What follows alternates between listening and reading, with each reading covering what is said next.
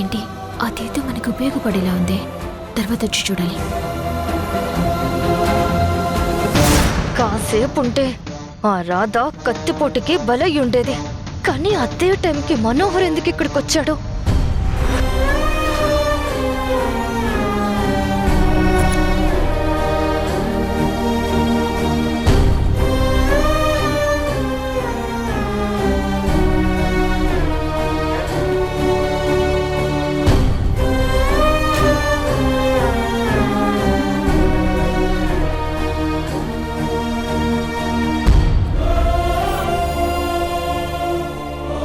మనోహర్, నీకేం కాలేదు? మనోహర్, సమయానికి వచ్చావు, లేదంటే ఎంత ప్రమాదం జరిగేది. నువ్వేంటి మనోహర్ ఇక్కడ? ఆఫీసులో ఆడిట్ జరుగుతుంటే ఇక్కడ నువ్వేం చేస్తున్నావు? అక్కడ పనంతా అయిపోయిందా? ఆడిట్ అంతా అయిపోయింది, అంతా హ్యాపీ.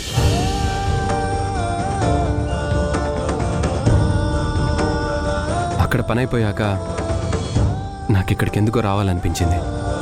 వచ్చేలోపే ఇదంతా జరిగింది. బావా, నువ్వు సూపర్ బావా.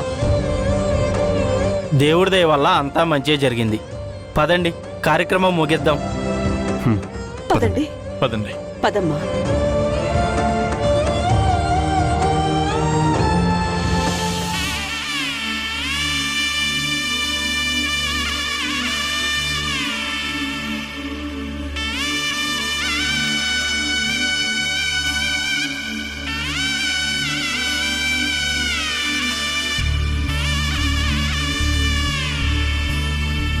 అమ్మా, పూజకి అంతరాయం కలగడం వల్ల మళ్ళీ పూజ మొదలుపెట్టి పూజ చేస్తాను.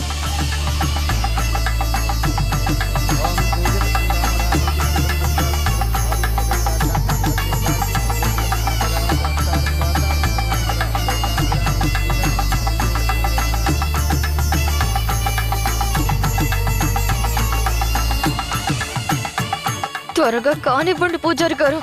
ఈ బరువు మొయ్యలేక నా చెయ్యి నొప్పి పుడుతుంది.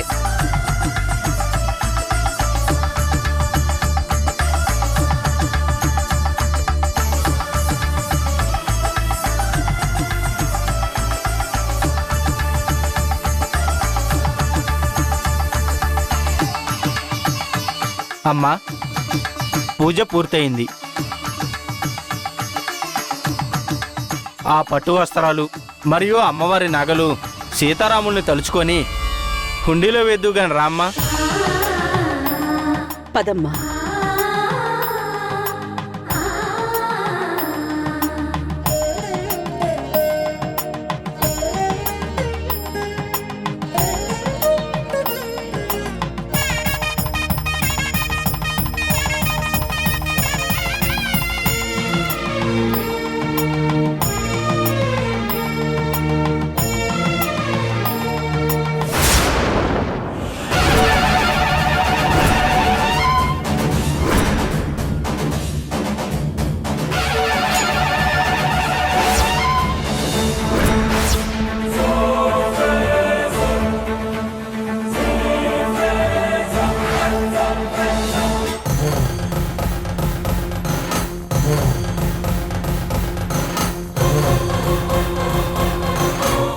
ఎన్నిసార్లు చెప్పినా నీకు బుద్ధి రాదా?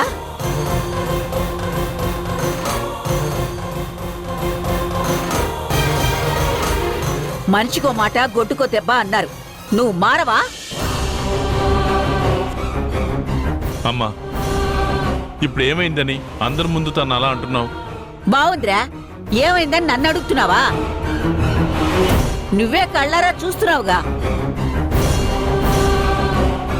మన గాయత్రి సమర్పించాల్సిన పట్టు వస్త్రాల్ని నగల్ని ఈ రాత చేతులతో హుండీలో వేసింది.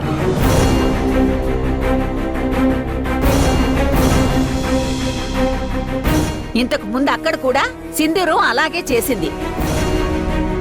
ఇంత చేస్తున్నా మీకేం అనిపించట్లేదా? ఇలా చేస్తే నీ కూతురుకున్న గడ్డాలన్నీ ఎలా తగ్గుతాయి?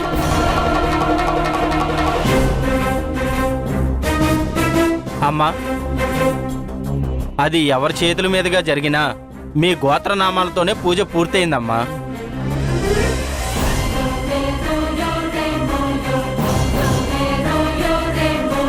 అంటే మీ మనవరాలు గారే సమర్పించినట్టు.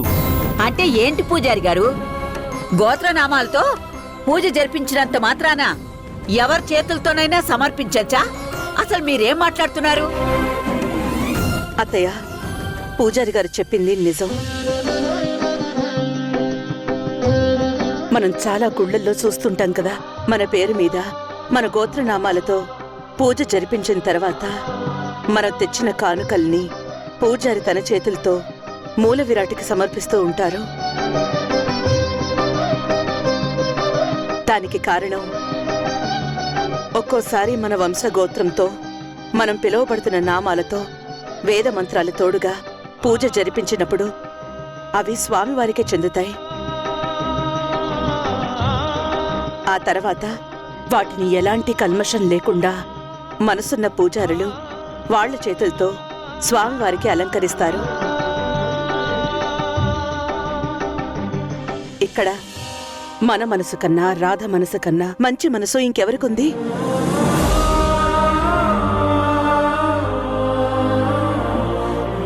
ఇలాంటి కార్యక్రమం రాధ ద్వారా ఆ సీతారాముల వారికి అందాయి. అంతకంటే ఇంకేముంది చెప్పండి? అవునమ్మా, ఒకవేళ రాత అలా చేసుండకపోతే అవి నేలపాలైపోయి ఉండేవి. అప్పుడు ఎంత అపచారం జరిగేదో ఒక్కసారి ఆలోచించమ్మా.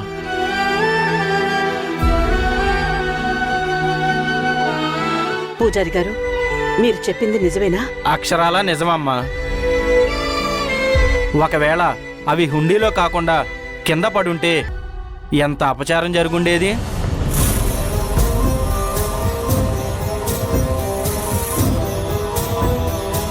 అలాంటి ప్రమాదం నుండి ఈ అమ్మాయే కాపాడింది.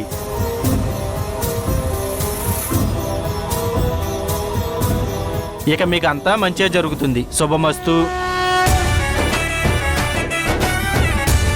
అమ్మా, అంతా మంచి జరుగుతుందని పూజారి గారు చెప్పారు కదా, మనసులో నువ్వు ఎలాంటి భయాలు పెట్టుకోవద్దమ్మా. ఆ సీతారాములకి దండం పెట్టుకుని మనం కూడా బయలుదేరదాం.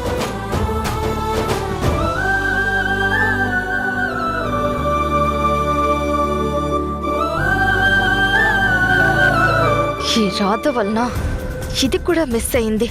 కనీసం ఆ వస్త్రాలు నేను సమర్పిస్తే అయినా నాకు జరుగుతున్న ప్రమాదాలు ఆగిపోయేవి. ఎంత చిన్న దెబ్బ, ఆ టైంకి ఎందుకంత నొప్పి వచ్చింది? ఇప్పుడు చూస్తే అంత నొప్పి అనిపించట్లేదు.